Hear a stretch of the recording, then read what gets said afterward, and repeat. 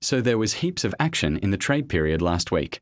I'm about to go through it all with you guys. Let's see what the AFL trade period had store for us last week. And what I know is that North Melbourne were in a bit. Okay, so the first player to be traded was Jack Silvani, and that was actually 1 week ago on Friday when the free agency kicked off. He left Carlton to join St Kilda, and I'm not really going to talk too much about the trades that are not with North Melbourne, but I think this one's good. Let me know what you guys think after this video, Saints fans. I want to know how you guys feel about getting all these players. The next big trade to talk about is James Worpel going from Hawthorn to Geelong. It's a really interesting move because Worpel has been a key player for the Hawks for a while, and now he'll be joining a strong Cats midfield.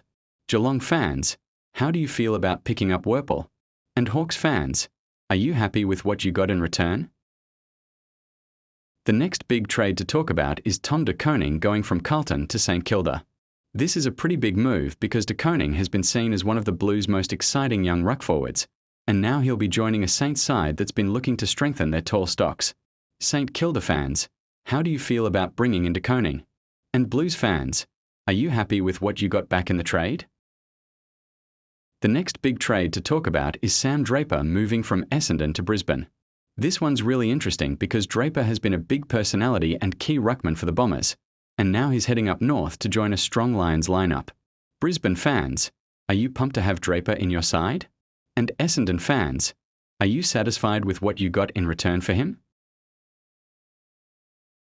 The next big trade to talk about is Jacob Ware going from the Giants to Port Adelaide. It's an interesting move because Ware has shown some real promise down back for GWS, and now he'll get a fresh start at the Power, who are looking to bolster their defensive depth. Port fans, are you happy with this pickup? And Giants fans, what do you think about letting Ware go? The next big trade to talk about is Charlie Spargo heading from Melbourne to North Melbourne. This is a smart move for the Roos. Spargo brings great forward pressure, footy smarts, and experience from a successful D side. He'll add some real spark around goals and help guide North's younger forwards. North fans, are you happy with this pickup? And D's fans, are you sad to see him go? The next trade to mention is Liam Reedy going from Fremantle to Carlton. Not a North move, but still worth noting. Reedy's a young ruck with good potential who'll give the Blues some extra depth. Interesting to see how he develops at his new club. The next trade to mention is Malcolm Roses Jr. heading from Gold Coast to Sydney. Not a North move, but still interesting.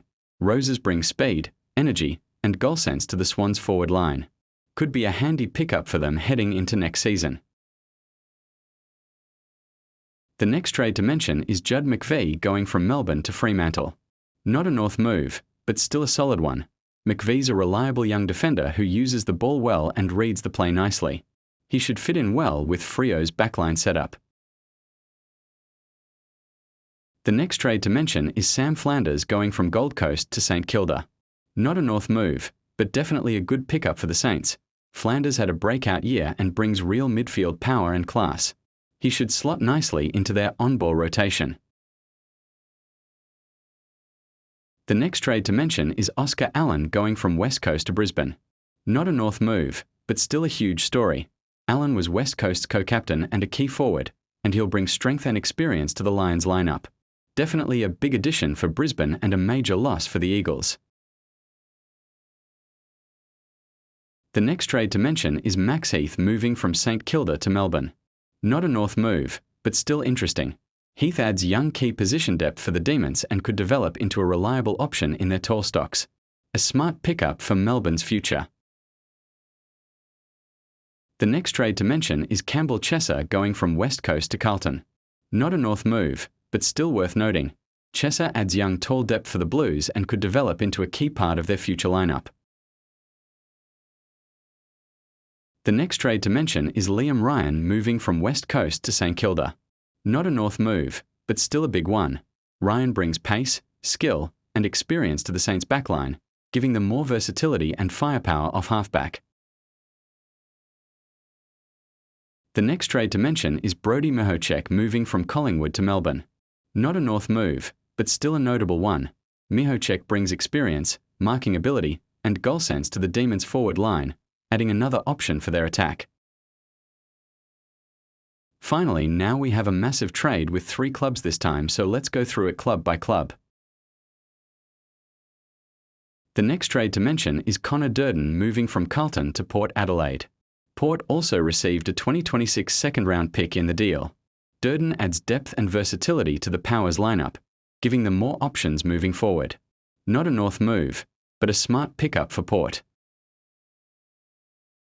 The next trade to mention is Gold Coast receiving pick 29 from Port Adelaide. This gives the Suns another early pick to bolster their list and invest in their future talent. Not a North move, but an important list-building moment for Gold Coast. The next trade to mention is Carlton receiving pick 67 from Port Adelaide, along with Ben Ainsworth from Gold Coast. This gives the Blues a mix of draft potential and experienced talent to boost their list. Not a North move, but a handy addition for Carlton.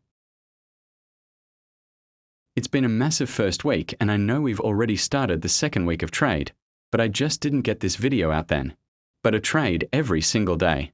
Not just one every day, at least 2 every day. That's insane. Last year, we barely got anything throughout it, so it's good to actually have a lot more during a lot more drama. Alright guys, see you guys in the next one.